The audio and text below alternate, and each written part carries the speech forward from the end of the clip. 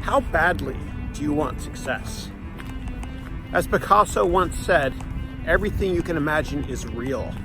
You've got to visualize the end result, and then it will come true if you fail a number of times and not give a damn what anybody thinks of you. So, the most successful entrepreneurs in the world have failed more times than you and I have combined. And the one thing they all have in common is they just don't care what people think about them. They don't give a damn. They march to the tune of their own drum. And so you have to have that mindset of just not being afraid of failure. Don't feel failure at all, please. Embrace it.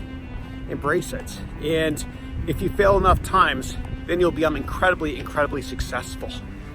You got to dream it to believe it.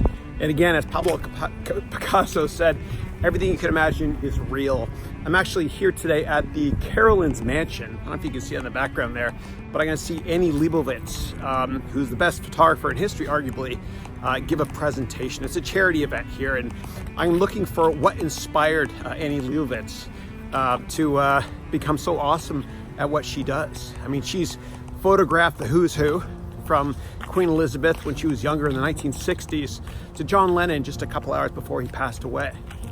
And so I'm going to go in this meeting and I'm going to learn from her. I'm not the only person here, a bunch of people here obviously with me, but I'm going to learn, what inspires her the most. And I'll report back to you after this is done with a little bit of inspiration from the great Annie Leibovitz. Thanks. Well, the event just finished and I was absolutely blown away by Annie Leibovitz's passion for photography. And her story is so amazing. And since she was really, really young, she loved photography, and her inspiration and the reason that she's an incredible photographer, she sees the world very differently from other people. And the reason is because when she was younger, her father was in the Air Force and they transferred from city to city within America. They moved a lot.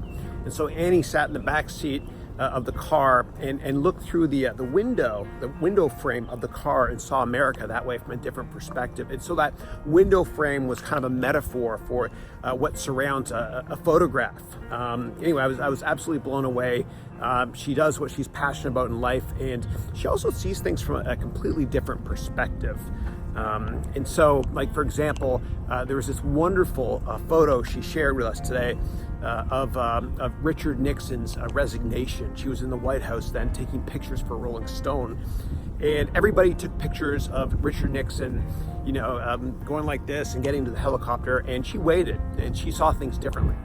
And she included this picture here of the three government officials here with their hands on their head, trying to make sure their hats don't blow off. And so I guess the bottom line is, try to take the road less traveled and see things from a different perspective.